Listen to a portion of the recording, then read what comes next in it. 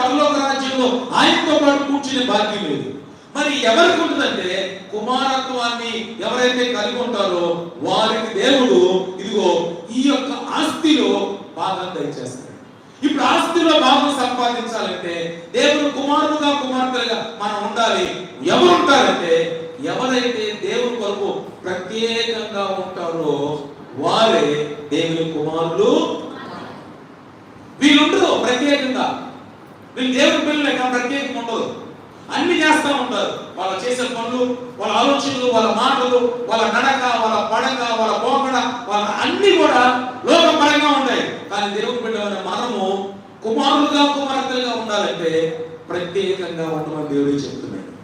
వారి మధ్య నుంచి బయలు వెడలిపోండి. ఇశ్రాయేలు ప్రజలారా, ఐగుప్తులో నుంచి మీరు బయలు వెడలిపోండి, ప్రత్యేకంగా ఉండండి. దేవునికి స్తోత్రం.